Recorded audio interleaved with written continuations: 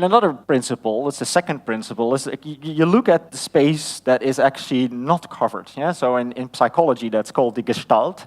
Very nice German word. I don't even know how to translate that in another language, so it's probably, that's what it is. But you know, do you see the dots or do you see the triangle? Ecosystem designers see the triangle first. They're interested in the space in between. Yeah? So the analogy with the music, it's the white spots. Yeah? And how do you build meaningful relationships between those things so that something that you can actually take comes out? It's my second principle. And the third one is, with that knowledge, you know, imagine you've done your triangulation, you have a sense of gestalt coming through. How do you put it then in motion? What's your trajectory? Yeah, you have to have a sense of direction. And also as a practitioner in an enterprise that most likely is conditioned in a totally different way, how do you then create traction? And that's a behavioral thing. So as an ecosystem designer practice, we make the change. It's not that we are, you know, visionary or you know, have this perspective that no one else has. But if you don't act like it, if you don't pretend the change is already happening or has happened, it's likely that nothing will change. Yeah? So the traction is not happening. And traction comes with pushback. So first sign of success is that people start to push back. Yeah? Then you know that you're onto something. So, you know, with those three principles, with that perspective, what it actually adds, it's not replacing any of the stuff that we have done and built up over the years. Experience design in the traditional sense still has a value.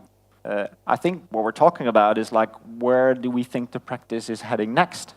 This is probably not the only perspective.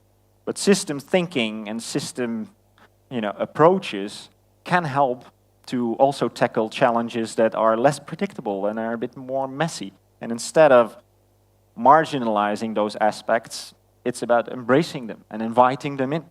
Yeah, it becomes your field of play. Together, and that's exactly what I'm trying to do in my current practice, is like, how does the design practice and the systematic practice, how do they kind of together create value?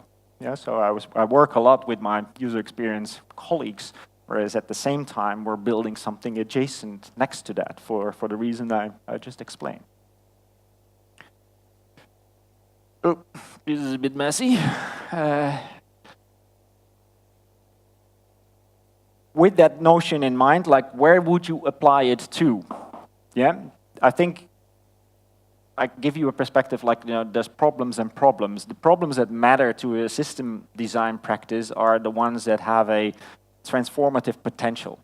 Yeah, it's not the obvious. It's not the problem that appears to be the next one that you should tackle. It's probably a problem that you don't even know is a problem. It's the unasked question. Yeah. So, but it has a certain transformative potential. It can either become a threat, and at the same time, it's a fantastic opportunity.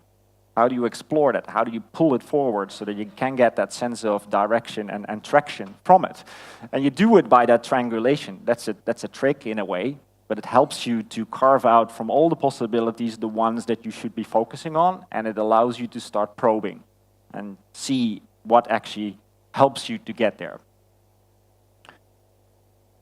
So in adidas, make it a bit more specific to the company that I work for, bringing it back to a bigger cause, that's the thing that attracts me as a person, why I work for some companies and would never work for others. The belief in Adidas from a brand perspective is that we have the power to change people's lives through the ability of sport. And it can start small, since we're really kind of having an historical background in sports, it's about helping athletes to become better in their game. Yeah, that's where you start. But also you can help people to have a better quality of life. Yeah, I think that's an interesting aspect of where we are, where the blending between sports and culture and fashion, for example, is very important to us. It's like dipping deep into the cultural aspects of our brand is, I think, where we're really interested in. But over time, it's also about, through doing that, we have an obligation to have a value in the bigger scheme. Yeah. So how do we become relevant for the world that we all live in? So that's our kind of bigger purpose, why we feel we have a role to play.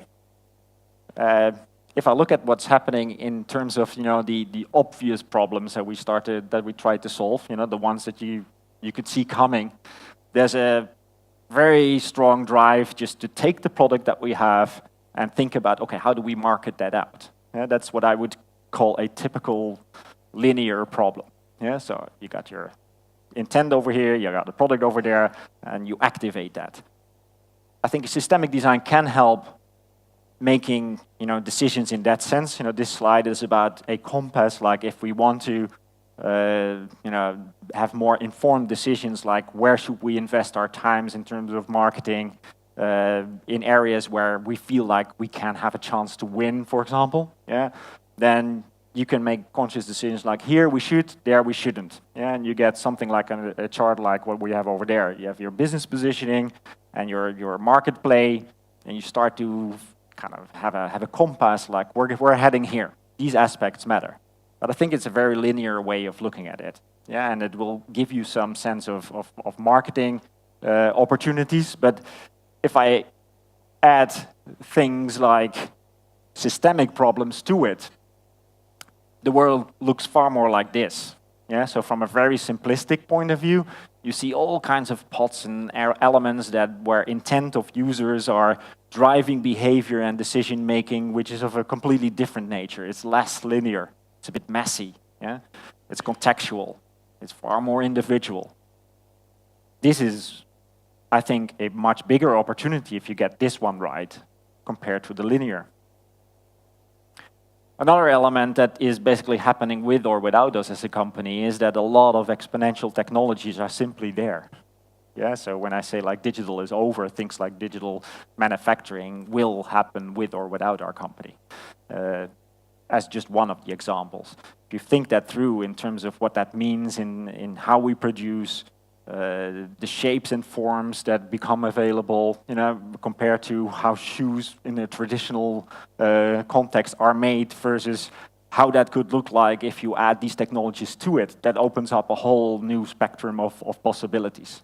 If I combine the intent with that digital aspect, that immediately gives a more complex problem, a complex landscape. Yeah. And if I add yet another dimension to it, it's like if we can source materials that would otherwise be seen as waste and pull them into that problem statement, I don't think I will be able to solve that in any meaningful way with a linear approach. This is where I think system design should step in. It's no longer a problem that, we've been there, we know how to solve this. This is an unpredictable, quite messy situation that you find yourself in. Yeah, and it calls for a different approach as experience designers or design in general, I would say. What role does a practice that we can represent have to play in this kind of situation? Yeah, put yourself in the shoes of being the designer, trying to make any sense of such a problem. And it's about this. Yeah, so if I add those three ingredients, I don't want to be the expert in any of these fields. Yeah, there's plenty of expertise available either in the company or through partnerships or talking to people. That's not the problem. The problem is staring you in the face if you allow yourself to see it. Yeah, so it's this gestalt principle that makes the difference.